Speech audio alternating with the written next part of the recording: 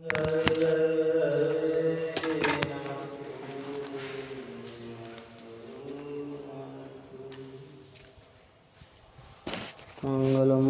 भगवान वीरो मंगलम गौतमो गणेश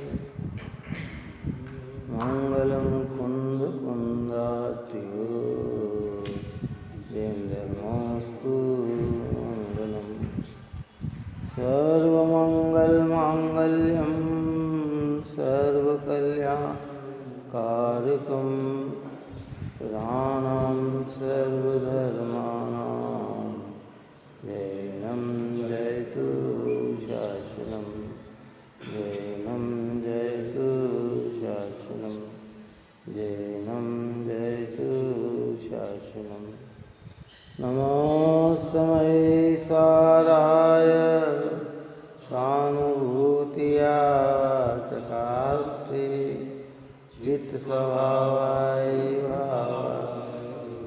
सर्वभावान्तरसिद्धे सर्वभावान्तरसिद्धे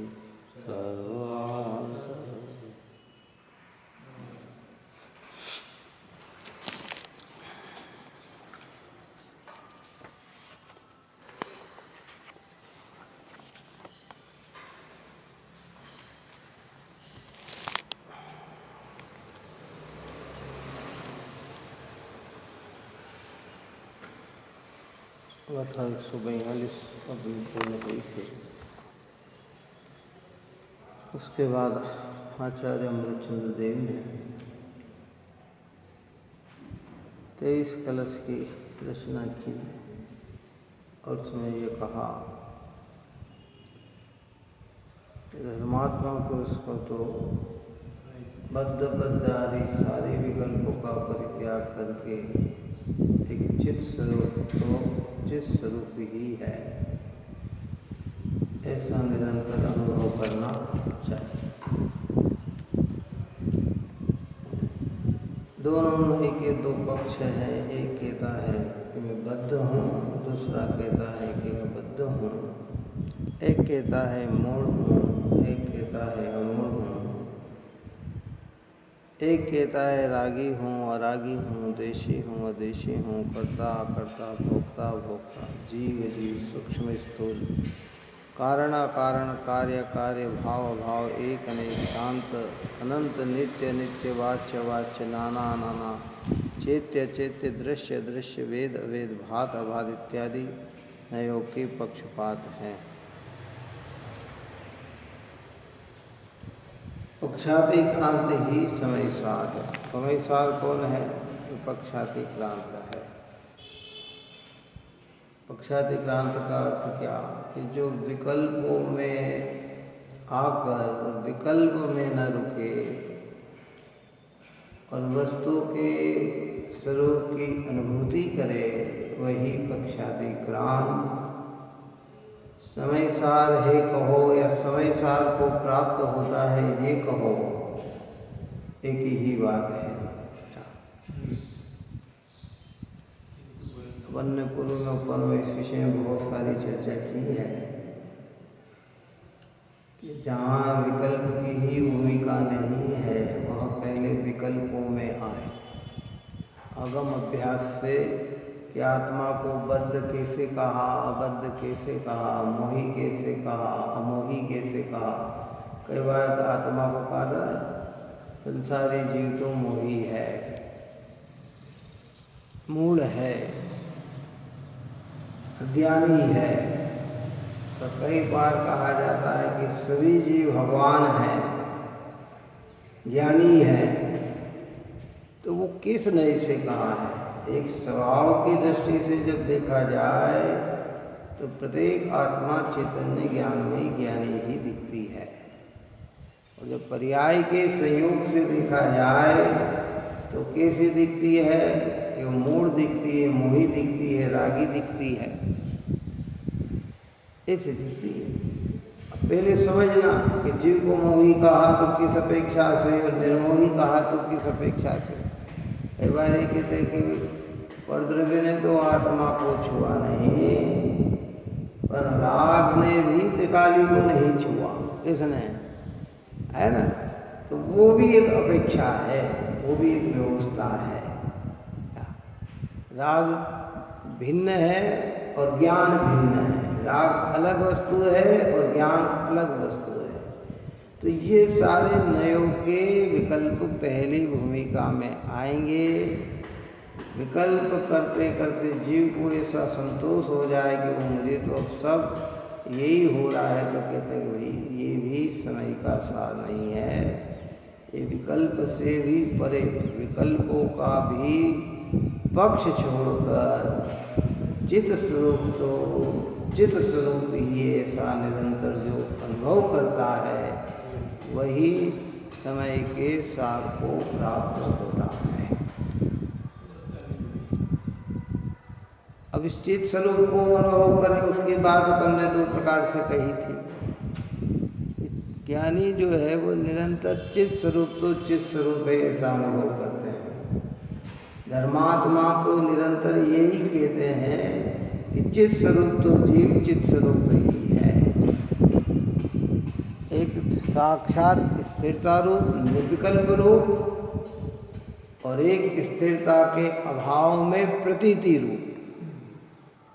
जब धर्मात्मा विकल्पों में होते हैं उस समय भी प्रतीति उनकी कैसी होती है कि वे चित्त स्वरूप कैसी होती है। समदृष्टि धर्मात्मा जब वे पूजा, भक्ति, दया, दान, व्रतशील, संयम आदि में प्रवर्तित हैं, भूमिका के अनुसार लौकिक कार्य में भी अगर प्रवर्तित दिखाई देते हैं, तो भी दृष्टि में उनके कैसा बसा हुआ है कि चित्त स्वरूप तो चित्त स्वरूप ही है, मैं तो चित्त स्वरूप के अलावा और कुछ भी नहीं हूँ।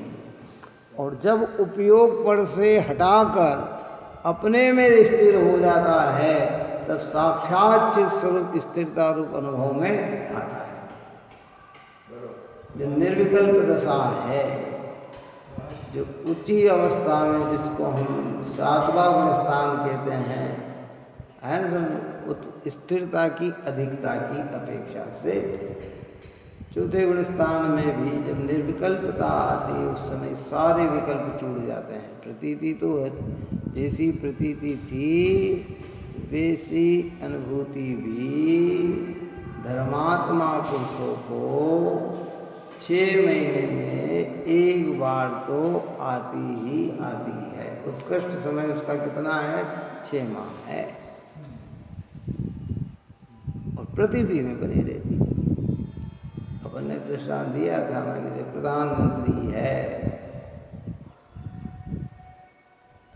जो प्रधानमंत्री के कार्यक्रम कर रहा है, सभाएं कर रहा है, संसद चला रहा है, संसद में जा रहा, तब तो प्रधानमंत्री में साक्षात उसको है। लेकिन अगर वह घर के कार्य भी कर रहा हो, किस समय लौकिक अपने परिवार के साथ भी रह रहा हो, उस समय भी उसकी प्रतीति में क्या है? मैं प्रधानमंत्री हूँ। बात आई समझ में कि प्रतीति क्या है? अगर वो सोया हुआ भी है तो उसकी प्रतीति में क्या है कि मैं प्रदेश का प्रधानमंत्री हूँ, क्या? और जब साक्षात कार्य कर रहा है तब तक तो लग ही रहा है, इतने लोग उसके साथ चल रहे हैं, लाव लश्कर साथ चल रहा है, सारी व्यवस्था साथ चल रही है, तब तो साक्षात अनुभूति है उसको प्रधानमंत्री की। कुछ सुविधा ऐसी होती है कि जो प्रधानमंत्री को ही मिलती है, दूसरे को नहीं मिलती है। किसको? है ना, समझ में? तो जब वो कहीं भी जा रहा, वो सुविधा से जा रहा, तब तक के भैया किसका है कि ये प्रधानमंत्री का है। लेकिन अगर घर में अपनी जगह वहाँ रह रहा है, या खाना खा रहा है, या कुछ कर रहा है, तो उसकी प्रतीति कैसी है कि मैं प्रधानमंत्री हूँ। ऐसे ही ज्ञानी धर्मात्मा पुरुष जब तत्व निर्णय करके, विकल्प का परित्याग करके एक शुद्धात्मा को विदन में लेते हैं, तो साक्षात चित्त स्वरूप अनुभव में आता है। और जो चित्त स्वरूप अनुभव में किया, अब वह चित्त स्वरूप के, क्योंकि ज़्यादा समय वो ठहर नहीं सकता, पूरा एक मुहूर्त ठहर जाए तो आप और हमें सिद्धांत पता है कि 48 मिनट अगर निर्विकल्प रह जाए तो केवल ज्ञान हो जाए, सीढ़ी चढ़ जाए, कितना 5-10 मिनट ही अगर अंदर में रह जाए ना तो सीढ़ी चढ़ना चालू हो जाती है। क्या वो चालू हो जाती है। धीरे धीरे धीरे धीरे धीरे धीरे वो सीढ़ी चढ़ने लग जाता है। और पूरा हो जाए तो क्या होता है कि केवल ज्ञान की प्राप्ति हो जाती है। वहाँ केवल ज्ञान हो जाता है।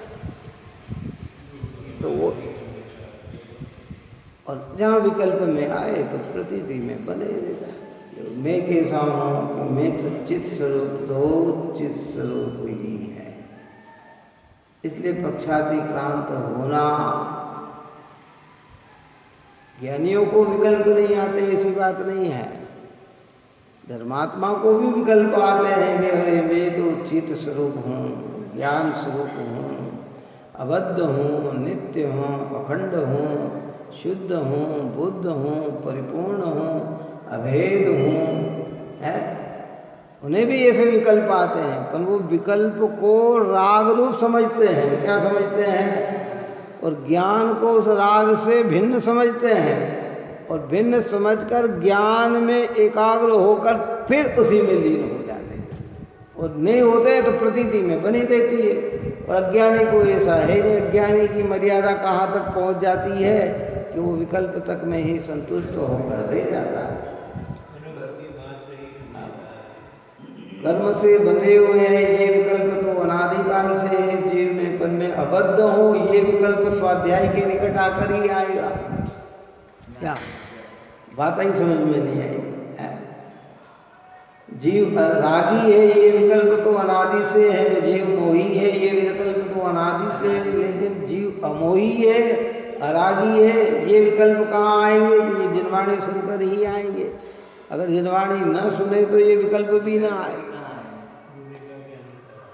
तो उस विकल्प से ये विकल्प श्रेष्ठ है। विकल्प विकल्प है। क्या समझे? जब धातु की आप और हम बात करते हैं तो चाहे लोहा हो, चाहे चांदी हो, चाहे सोना हो, धातु धातु है। लेकिन लोहे की अपेक्षा चांदी का धातु श्रेष्ठ कहा जाता है और चांदी की अपेक्षा सोने की धातु श्रेष्ठ कही जाती है। विकल्प तो विकल्प है। जब उन विकल्पों की जाति पूछी जाए तो रागात्मक रूप ही है। क्या? लेकिन एक विकल्प से एक विकल्प की श्रेष्ठता सिद्ध की जाती है। बात ही समझ में नहीं है। ये वस्तु व्यवस्था है, एक ग्रहित मिथ्या दृष्टि है। जो कुगुरुदेव को धर्म की आदि की सेवा करता है, हिंसा आदि में धर्म मानता है, अनेकांत वस्तु के स्वरूप को नहीं जानता है, और एक अग्रहित मिथ्या दृष्टि है। कौन सा? जो देव शास्त्र गुरु को ही मानता है, अन्य किसी को नहीं मानता। अहिंसा धर्म को ही मानता, अन्य किसी को नहीं मानता है। सात तत्व को ही मानता है, लेकिन किसी को नहीं, अन्य को नहीं मानता है। लेकिन आत्मा की अनुभूति नहीं हुई। क्या? तो दोनों का गुणस्थान तो पहला ही कहलाएगा। कौन सा कहलाएगा? गुणस्थान कौन सा है कि पहला है, लेकिन दोनों की व्यवस्था में भिन्नता है। क्या क्या व्यवस्था में? कि दोनों में भिन्नता है। ऐसे विकल्प तो विकल्प है, दोनों को अगर देखा जाएगा तो ये भी विकल्प है और ये भी विकल्प है, लेकिन उस विकल्प के आगे ये विकल्प आना ये श्रेष्ठ है। कोई कहे साहब हमें तो विकल्प करना ही नहीं, हमें तो भाई विकल्प नहीं करना तो तू निर्विकल्प है। और निर्विकल्प में अगर तू थोड़ा समय रहेगा तो तू ग्रस्त रह नहीं सकता। फिर तो तेरे को बोलो कितनी देर रह सकता है ग्रस्त जीवन में निर्विकल्प है? क्योंकि भीतर में जब रस आता है ना, और रस की उत्कृष्टता बढ़ती है तो फिर ग्रस्त जीवन सुहाता नहीं है। फिर बाह्य अवस्था सुहाती नहीं है। और वो पावर होता नहीं है कि इतनी बने, तो फिर गृहस्थ के विकल्प तो उसकी जगह ये विकल्प परिणति में आना चाहिए। पूजा, भक्ति, दया, दान, व्रतशील, संयम, धर्म की प्रभावना, ऐसा परिणाम ज्ञानियों की परिणति में अस्थिरता में आता ही है, परंतु वो विकल्प विकल्प है और मेरा चैतन्य स्वभाव निर्विकल्प है। चित स्वरूप तो चित स्वरूप है। अब क्या कहते हैं आचार्य ने कहा, ये देखो भैया, हमें तो निश्चयाभासी के प्रकरण में आता है कि हमें तो विकल्प करना नहीं, क्योंकि विकल्प तो बंध का कारण है। तो भैया बहुत बढ़िया बात है, मत करो, विकल्प नहीं करो तो निर्विकल्प में रहो, कि नहीं। धार्मिक कार्य के विकल्प तो नहीं करता, लेकिन लौकिक विकल्प करता। उसको ये विकल्प लगने लगा और वो निर्विकल्प लगने लगा। वो जो घर गृहस्थी के कार्य के भाव आ रहे हैं वो निर्विकल्प, और ये विकल्प, क्योंकि जब ये कहे तो कि नहीं साहब हमें तो विकल्प करना नहीं, कि तत्व चिंतन कहने का हमें तो विकल्प करना नहीं, निश्चय व्यवहार का स्वरूप के नहीं साहब हमें तो विकल्प करना नहीं, ये तो विकल्प है क्या, हमें तो अरे भाई ये विकल्प लग रहे हैं तो ज्ञान स्वभावी आत्मा की अनुभूति निर्विकल्प लगना चाहिए। तो तू अनुभूति में रहे तो हमें कोई बात ही नहीं, फिर तो तेरी प्रशंसा ही प्रशंसा है। ऊपर से लेकर नीचे तक आचार्य भगवान ने सबकी भूमिका का वर्णन कर दिया इसके अंदर। अपन कहते ना मुनिराज क्या करते, दिन रात आत्मा का चिंतन और संभाषण में वही कथन, और निर्वस्त्र दिगंबर काया से भी प्रकट हो रहा अंतर्मत। तो मुनिराज भी जब अंदर में नहीं ठहरते तो विकल्पों में ही तो आते हैं, क्या तो वो क्या करते, आत्मा का चिंतन करते, आत्मा का चिंतन। अरे आत्मा का चिंतन करके तो अनुभव हुआ कि भाई अनुभव होने के बाद भी विकल्प काय में आएंगे, कि उसी में तो आएंगे ना। और हमारे पंडित प्रवट टोडरमल साहब ने तो स्पष्ट कह दिया कि दिगंबर मुद्रा में अशुभोपयोग का तो अस्तित्व ही नहीं है। तो शुभ और शुद्ध दो प्रक्रिया चलती है। जब निर्विकल्प में रहते हैं तो साक्षात चित स्वरूप आत्मा की अनुभूति करते हैं, और विकल्प में आते हैं तो प्रतीति बनी रहती है, और विकल्प भी विकल्प भाषित होकर जहाँ तक स्थिरता ना आए वहाँ तक वे भी विकल्प में, और उनकी मर्यादा बता रहे कि उत्कृष्ट विकल्प में भी रहेंगे दिगंबर मुद्रा में मुनिराज, तो एक मुहूर्त से ज़्यादा नहीं रह सकते, कम एक मुहूर्त से ज़्यादा अगर विकल्प की भूमिका में ही बने रहे तो गुणस्थान उनका भी कमज़ोर हो जाता है, निकल आ जाता है। इसलिए उनकी हर प्रक्रिया एक मुहूर्त के अंदर से खत्म हो जाती है, और कुछ क्षण के लिए, और सहज आती है। ऐसा नहीं कि मैं एक क्षण में अंदर में जाऊं ना फिर बाहर आ जाऊं, क्षण में जाऊं ना बाहर के, नहीं, वो तो ठहर नहीं पाते तो आना ही है बाहर, क्या करें। सीमा है, बस इतनी सीमा बताइए। हाँ, इसलिए यहाँ ये आचार्य भगवान कहते हैं कि भाई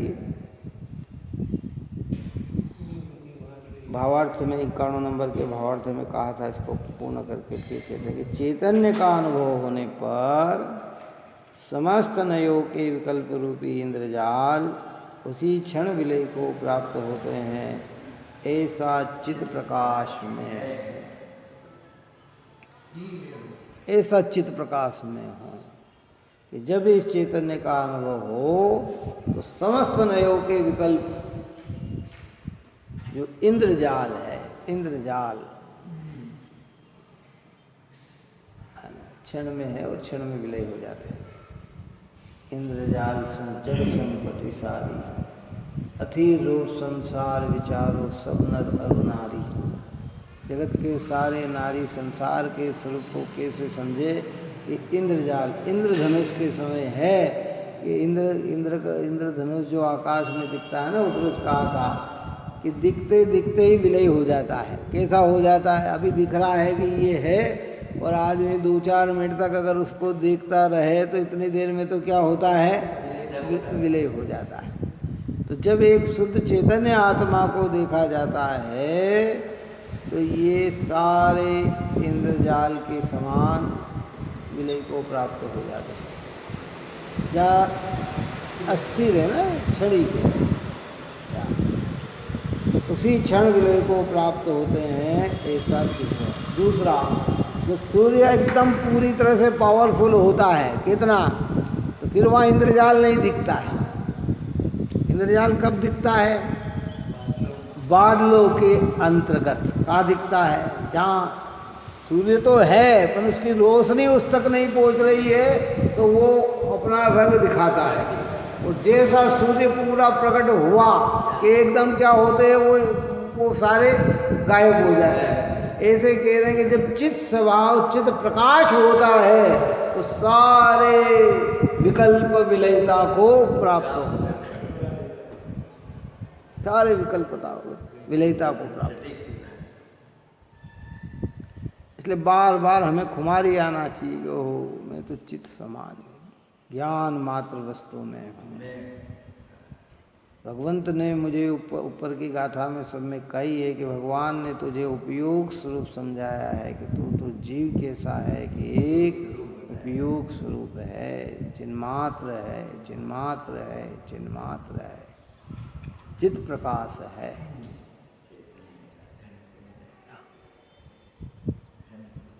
घबराना नहीं हो, जहाँ जहाँ विकल्पों का निषेध किया है, शुद्धात्मा में लीन होने के लिए ही किया है ना।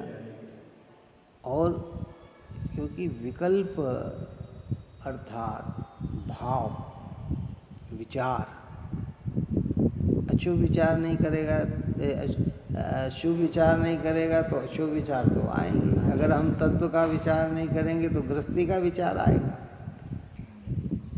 अगर भगवान के गुणों का चिंतन नहीं करेंगे तो दूसरे के गुणों का चिंतन होगा, तो आएगा तो सही। लेकिन क्या हुआ, क्यों इतने कलश आचार्य को रचना पड़े कि कई लोग इतने विकल्प में ही धर्म मानकर संतुष्ट हो जाते हैं। समझ लेते कि अब मुझे ये विकल्प आ गया मतलब मैं अनुभूति वाला हो गया। तो कहते नहीं भैया, चित्त स्वरूप तो विकल्पों से भी पार। एक चीज दे दी है कि देखो बीच में सब आएंगे, पर तुम कहीं भी उसी को मान के रुक मत जाना, आएंगे।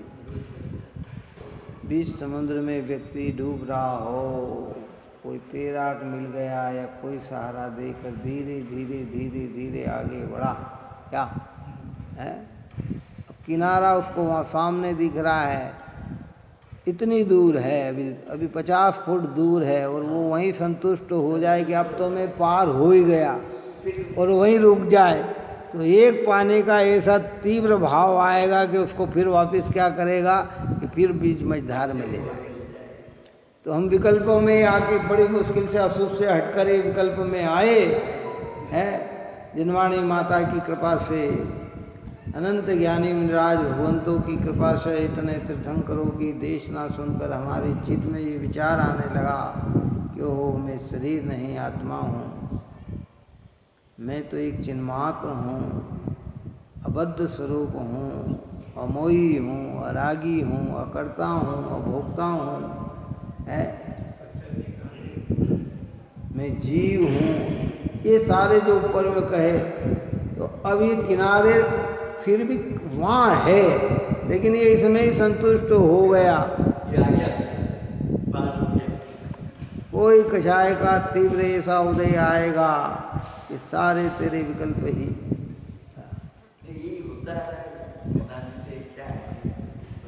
भाग्य का उदय अनेक प्रकार का होता है, कर्म का उदय अनेक प्रकार का होता है, ऐसा नहीं समझना आप। और हम दुनिया में व्यवहार में भी देखते हैं, जिसके परिवार में बहुत तकलीफ हुई, पीड़ा हुई हो, पिता पति मर गया हो, दुकानदारी नहीं हो, इसी करके उसने बच्चे को पाला पोसा बढ़ाया हो, वो बच्चा जब कमाने की योग्यता में आता है तो सब घर वाले समझते हैं कि अब इनके सुख के दिन आए, लेकिन कर्म का एक ऐसा झोंका आता है कि उसका एक्सीडेंट हो जाए और कोई विपदा आ जाए तो सारे काम ही उसके बिगड़ जाते। सोचते तो कहाँ है कि यार अब इसकी तकलीफ नहीं आएगी, लेकिन ऐसी तकलीफ आके खड़ी हो जाती है कि सारी तो ऐसे ही आदमी ये सोचता कि इतना बढ़ गया अब तो मेरे जीवन में अच्छे, लेकिन इसकी प्रमाणता से हो सकता आयु की पूर्णता हो जाए और वो न जाने कहाँ चला जाए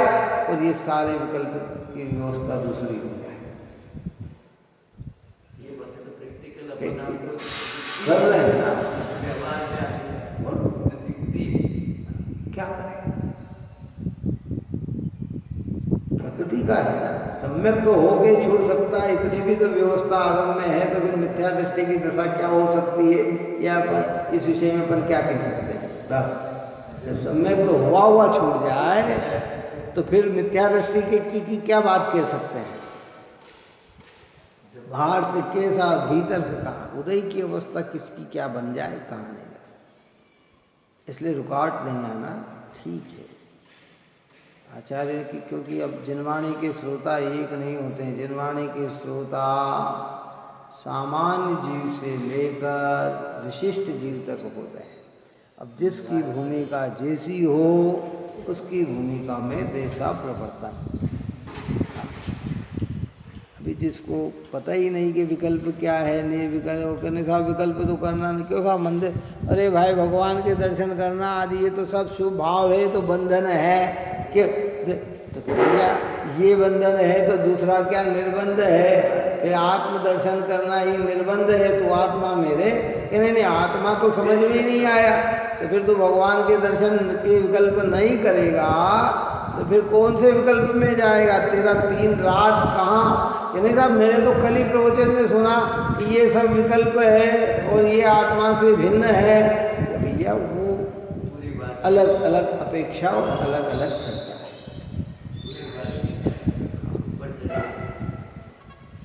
उपदेश हमेशा ऊंचा चढ़ने के लिए दिया जाता है, नीचे को प्राप्त होने के लिए उपदेश नहीं है। हर व्यक्ति अलग अलग स्तर से और सबकी शैली अलग अलग प्रकार की होती है, पर अभिप्राय सबका एक होता है। क्या होता है? भाषा शैली अलग हो सकती है, समझाइश की शैली अलग हो सकती है, लेकिन अभिप्राय सबका एक होता है कि 4 गति 84 लाख योनि से जीव को भरकर मोक्ष को प्राप्त करना है। अब उसमें अलग अलग अलग प्रकार के अलग अलग है, क्या पता जन सामान्य अनेक प्रकार की, इसलिए बहुत समझने की बात है। उत्कृष्ट बात सुनकर भी ऊंचाई की ओर जाने का प्रयत्न करना श्रेष्ठ है, लेकिन अगर ऊंचाई की ओर नहीं जा पाए तो जहाँ है उससे डाउन नहीं होना, उससे नीचे नहीं जाना। सबको हे ही कहेंगे, शुभ भाव को भी हे ही कहेंगे और हे ही कहेंगे भी और हे भी, परंतु परंतु में सारी चीज समाविष्ट हो जाती है। इसका हल्का अर्थ नहीं निकालना, मिथ्यात्व की ओर भी नहीं जाना, पावर बढ़ाने का प्रयत्न करना, नहीं तो हम कहें कि नहीं साहब क्या करें अभी तो। और निश्चलित होकर, धर्म में तो निश्चलितता होती, छलता होती नहीं। अपने भूमिका का ज्ञान तो हमें हमारी परिणति में होना ही चाहिए कि हमारी भूमिका कैसी है, क्या है, क्या करने योग्य है, क्या। हर चीज़ की एक अलग अलग व्यवस्था, भूमिका के अनुसार आदमी आगे बढ़ता है ना तो बहुत से, और हमारे यहाँ हर चीज़ की एक विशिष्ट व्यवस्था है। छोटे ज्ञान में बड़ी क्रिया नहीं करना, जब उसकी अनुरूपता बने तो बड़ी क्रिया होना, नहीं तो आगे पीछे का ज्ञान न होने पर हम क्रिया में ही उलझ जाते हैं और मूल चीज से वंचित रह जाते हैं। करने योग्य है क्रिया, ये बात नहीं है, लेकिन हमारी बहुत सारी बातें आती है जीवन के अंतर्गत। ये तो ये चीजें जो है ये चतुर्थ में अपने आप सहज में उसकी विवेक बन जाता है, सहज होता है, कैसे चलना है, सहज होता है। सहज रूप से उसका विवेक भी समझ जाता है। आगे बढ़ने का मार्ग का अर्थ है कि भीतर से मजबूत होके आगे बढ़े।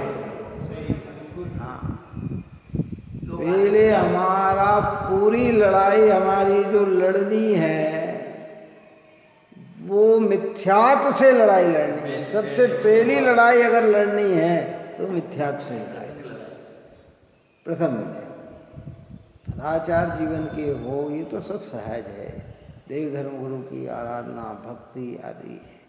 लेकिन इसके बाद भी जब तक मिथ्यात्व का अंश अगर हृदय में विराजमान है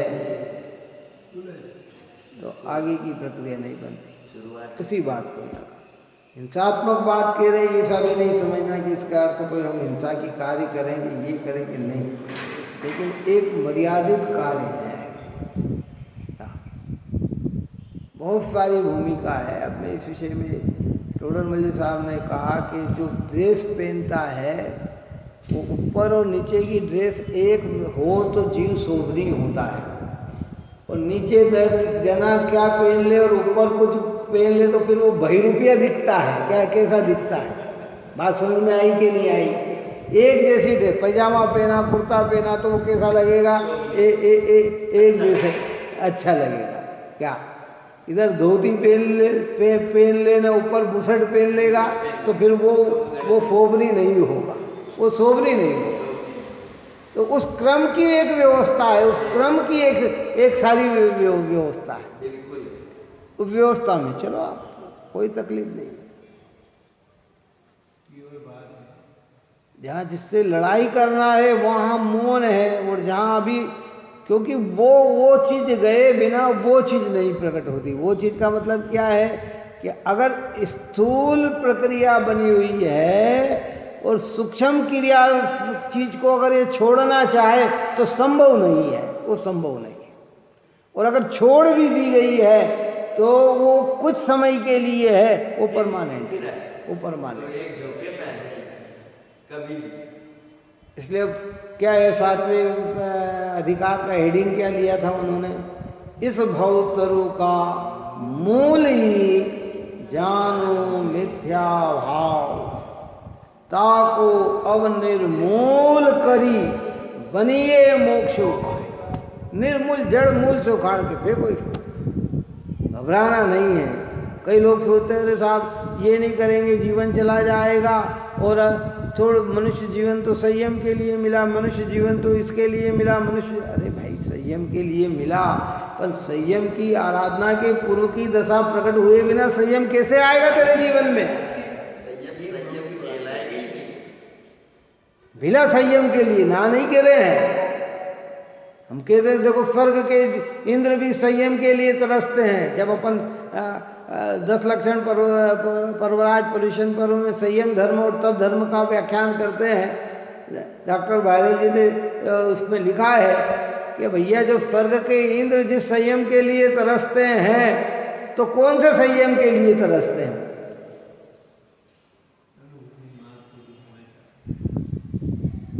जिस संयम की आप बात कर रहे हो वो संयम इंद्र खाना खाता है क्या रोज?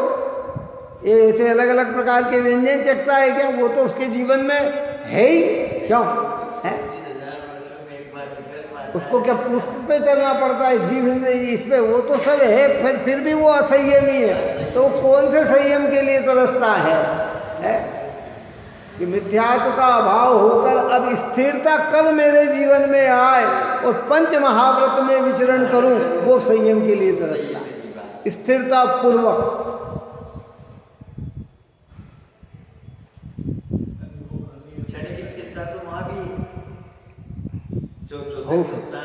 है तो सम्यक दृष्टि तो हो ही गया, हम तो उसको तो दूसरी चर्चा करना है। इसलिए बहुत सारी चीजें इनमें हैं, घबराना नहीं, धीरे धीरे अपने को हर चीज समझना है। और क्या होता है, एक संसार की एक और विशेषता रहती है, हर मार्ग की एक अलग अलग व्यवस्था रहती है। लौकिकता में भी जैसे कोई व्यापार करने के लिए कोई निकलता है तो उसको देखते हैं तो वो कहता है आप ये कर लो, आप ये कर लो, आप वो कर लो, आप वो कर लो, आप वो कर लो, आप वो कर लो। अब उसका मूल व्यापार अगर वो जो न करे और दूसरा करेगा तो उसको, इसे धर्म मार्ग में भी जीव जब लगता है ना, सब अलग अलग दिशा से अलग अलग निर्देशन करने लग जाते हैं। अब उसका जो ओरिजिनल चीज रहती है वो तो कहाँ लगा, ये कर लो, ये कर लो, ये हर व्यक्ति ज्ञानी बनकर है ना उसको उस प्रक्रिया में उलझा है। अब वो जो मूल चीज है उससे तो वंचित रह जाता है और उसी चीज में उलझ जाता है, उसी में उलझ जाता है। यहाँ कहते कि नहीं, जिनवाणी क्या कह रही, किस क्रम का वर्णन कर रही, उस क्रम के अनुसार। इसका अर्थ ये नहीं कि हम खोटे कर्म करें, हल्के कर्म करें, ये बात नहीं है, लेकिन हर चीज की एक अपनी लिमिटेशनता होती है, उसके अनुरूप करो। कहेंगे, सब कहेंगे। पिताजी की गद्दी अगर मिली हुई हो किस व्यक्ति को और व्यापार मिला हुआ हो तो दुनिया कितना ही कहे, वो क्या करेगा? चलो बताओ। जमा जमाया व्यापार अगर मिला हुआ हो और लाभ मिल रहा हो तो दुनिया कितना ही कहे, कहेंगे जरूर भैया आप ये, आपको मैं टाइम, आप ये कर लो ना, आप ये कर लो ना, आप वो कर लो ना, संतुष्टि नहीं। ऐसे जनवाणी में जमा जमाया चीज मिली हुई है एक क्रम से, चलो आप घबराओ मत। अभिप्रायता, ये हमारे स्वाध्याय की जो भेद है ना, वाचना, प्रचना है, आमनाय, अनुपेक्षण, धर्मोपदेश है, हम प्रश्न अंदर भीतर से ज्ञानियों से करें, अपनी भूमिका का ख्याल करें तो उसके अनुरूपता में क्या वो प्रेरणा मिल जाती है। सामान्य जन करेंगे एक दूसरा, कई लोग राग देश से भी कह देते हैं, कई अपनी प्रवृत्ति के साथ साथ दूसरे में भी प्रवृत्ति वैसी आ जाए इस दृष्टि से भी कह देते हैं। अब वो योग्यता है कि नहीं है वो कौन समझे इस बात, कौन जाने इस बात को भाई। अपेक्षा से सब समझना हो, हल्का अर्थ नहीं निकालना कहीं भी, कोई भी है। जिनवाणी ऊपर चढ़ने के लिए देती है, ऊंचे उपदेश देती है, लेकिन ऊंचा चढ़े तभी कि जब नीचे का पांव मजबूत ठोसता से जम गया हो। अगर नीचे का पांव नहीं जमा और तू ऊपर चढ़ने जाएगा तो धड़ाम होने के अलावा और कोई दूसरी व्यवस्था नहीं, कोई व्यवस्था नहीं। इसलिए बहुत गहराई और गंभीरता से इन बातों को समझो। इसलिए यहाँ कह रहे हैं आचार्य भगवंत के, वो भाई चैतन्य का अनुभव होने पर समस्त नयों के विकल्प जाल रूपी इंद्रजाल उसी क्षण विलय को प्राप्त होते हैं। ऐसा चित प्रकाश में, ऐसा चित प्रकाश, इस चित प्रकाश की अनुभूति में सारे विकल्प छूट जाते हैं। अब देखो, जिसको चित प्रकाश की अनुभूति हुई ना, पहले उसके कौन से विकल्प उड़ जाते हैं? मैं सेठ हूँ, मैं पंडित हूँ, मैं मनुष्य हूँ, मैं पिता हूँ, मैं भाई हूँ, ये सारे विकल्प कहाँ हो जाते हैं? गायब हो जाते हैं। फिर अंदर के राग के विकल्प भी, अरे नहीं नहीं नहीं, ये भी मैं नहीं, मैं तो कैसा हूँ? चित सामान्य, मैं पिता हूँ, मैं भाई हूँ, मैं बंधु हूँ, मैं ये हूँ, कहते भाई। ज्ञान में सब है संयोग का, लेकिन जिस समय अपने को देखता है ये सारे विकल्प क्या हो जाते हैं? फुर्र हो जाते हैं। दृष्टि में तो फुर्र हो ही गए, लेकिन स्थिरता में भी फुर्र हो जाते हैं। आकाश में इंद्रधनुष हुआ, बोलो आप और हमको कितना विश्वास है हमेशा रहेगा कि क्षण में विलय जाएगा है? और हम क्या करते हैं, जो देख ले भैया अभी हाल नहीं तो मिट जाएगा, क्या कहते हैं? अगर दूसरे को भी दिखाना होता ना, क्या कहते? देखो वो इंद्र जल्दी देख ले नहीं तो अभी हाल कहते हैं। मतलब हमें विश्वास है कि ये चीज़ परमानेंट नहीं है और जो खुला है वो परमानेंट है। ऐसे कह रहे ये विकल्प क्या है? ये परमानेंट नहीं है। और चित्त स्वभाव कैसा है? परमानेंट है, ये परमानेंट है। एक चीज स्वभाव को दे के ले जाए। अब इसके आगे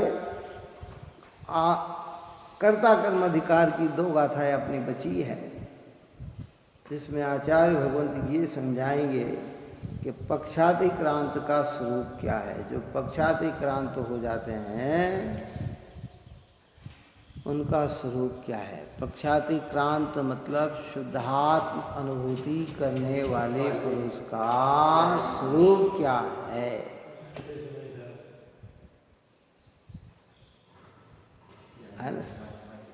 एक का पक्ष बद्ध का, एक का पक्ष अबद्ध का, एक कहता है मोही, एक कहता अमूढ़, एक कहता अमूढ़, एक कहता रागी, एक कहता रागी, एक कहता देशी, एक कहता अदेशी, एक कहता कर्ता, एक कहता अकर्ता। तो कहते इनका ओरिजिनल स्वरूप क्या है। ये पक्ष जो पक्षातिक्रांत हुए उनका स्वरूप क्या है, उसके लिए गाथा 143 आचार्य भगवंत कल कहेंगे। आप और हम सभी जीव निरंतर तत्व चिंतन होकर, विचार सहित होकर अपने परिणाम को निर्मल बनाए। यही मंगल भावना।